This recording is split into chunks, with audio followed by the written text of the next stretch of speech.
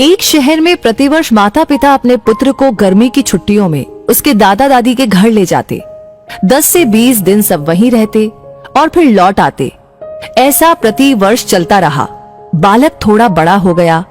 एक दिन उसने अपने माता पिता से कहा कि अब मैं अकेला भी दादी के घर जा सकता हूँ, तो आप मुझे अकेले को दादी के घर जाने दो। माता पिता पहले तो राजी नहीं हुए, किंतु बालक ने जब जोर दिया तो उसको सारी सावधानी समझाते हुए अनुमति दे दी। जाने का दिन आया। पिता बालक को छोड़ने स्टेशन गए। ट्रेन में उसको उसकी सीट पर बिठाया, फिर बाहर आकर खिड़की में से उससे बात की, उसको सारी सावधानियां फिर से समझाई। बालक ने कहा कि मुझे सब याद है, आप चिंता मत करो। ट्रेन को सिग्नल मिला, विसिल लगी, तब पिता ने एक लिफाफा पुत्र को दिया और कहा कि बेटा, अगर रास्ते में तुझे डर लगे तो ये लिफाफा खोलकर इसमें जो लिखा है उसको पढ़ना।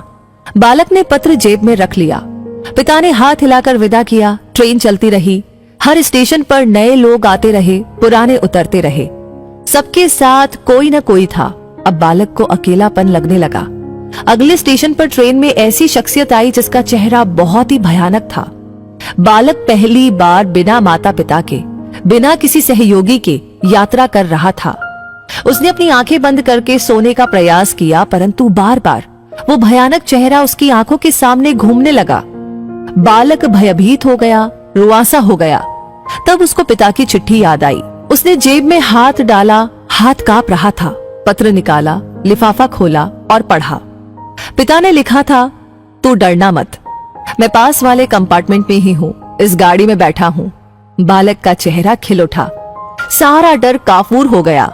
जीवन भी ऐसा ही है। जब भगवान ने हमको इस दुनिया में भेजा, उस समय उन्होंने हमको भी एक पत्र दिया है जिसमें लिखा है, उदास मत होना, मैं हर पल, हर क्षण, हर जगह तुम्हारे साथ हूँ। पूरी यात्रा तुम्हारे साथ करता हूँ, केवल तुम मुझे स्मरण रखते हो। सच्चे मन से याद करना, मैं एक पल में आ जाऊंगा। इसलिए चिंता नहीं करना, घबराना नहीं, हताश नहीं होना। चिंता करने से मानसिक और शारीरिक दोनों स्वास्थ्य प्रभावित होते हैं। परमात्मा पर, प्रभु पर, अपने इष्ट पर हर क्षण विश्वास रखे। वो हमेशा हमारे साथ है, हमारी पूरी यात्रा के दौरान, अंतिम सांस तक। बस इसी एक एहसास को ही कायम रखने का प्रयास करते रहना है।